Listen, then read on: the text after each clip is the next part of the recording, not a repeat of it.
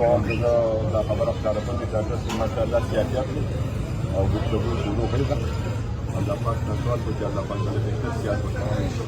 پاتې شو د پرایویټایزیشن متعلق خبره نو زموږ دا نننۍ ټیلر و دا موږ صرف یادداشت کې ټول سټیټ ته دلته د حکومت کوم ذمهدار کسان ولري پکار دي زموږ د جذبات د احساسات د اشتعال په صوبایي حکومت ته ورسوي.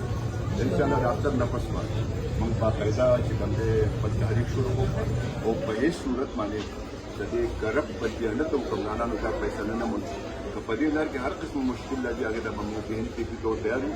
ټول قوم به راپاسو دا د ملاکنډ ډویژن تمام د سیاحت انحصار د لحاظه په دې موږ د صوبایي حکومت لوبو ته نه پرېږدو. دا کومې ډرامې چې دوی شروع کړې دي قوم سره شګې د دونه خلاص نه دي، ځنګل د دونه خلاص نه دي، معدنیات د دونه خلاص نه دي، د جارو کول د دونه خلاص نه دي، اوبه د دونه خلاص دي. لحاظه دا موږ د خپلو حقوقو تحفظ لپاره لیکلي زمونږ چې زور کم موږ ته کم سهولت دی هغه زمونږ څوکه دي په هېڅ صورت باندې موږ ته تیار یو او د سټیټ خلاف به بھرپور تحریک چلو انشاءالله داسې تحریک به چلېږي چې د صوفي محمد او د فضلالله دواړه تحریکونه. بل دا راته ووایه خانه انتظامیه راغلې ده دلته د هغوی سره څه خبرې اترې وشوې؟ انتظامیه سره زموږ دا خبرې وشوې چې یاره فی الحال چې کوم دی په دې ورځ مؤخر کو چې خالد موږ ته بیمار شو.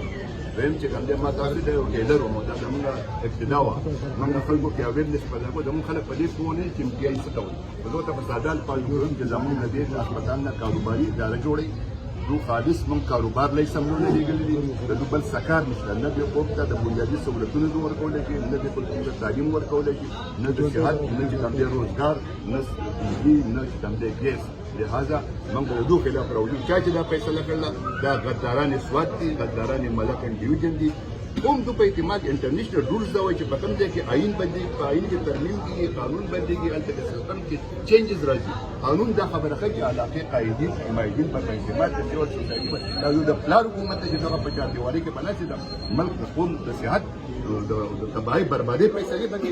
لہذا موږ هېچاله دا اختیار نه ورکوو چې د قام دلته د څوک کسټم راولي دلته د څوک صحت سهولت زما ختم کړي. دو سهولت نه شو ورکولی سهولت ادي دو خو اشته شو نو وران کړ ټول په ورانولو کې هم د دوی خیر دی په جوړولو کې هم د دوی خیر. لہذا انشاءالله نوي اعظم سره نوي جلسې سره ټول سیول سوسایټي د تمام سیاسي جماعتونو ضلعي مشران هم په دې وخت کې سره موجود دي ټریډرز فیډریشن د وکاله برادرین ډاکټر نظر انشاءالله نوي اعظم سره نوي جلسې سره به راوځو او دا صوبایي حکومت په دې مجبوره کړو چې د خپله فیصله واپس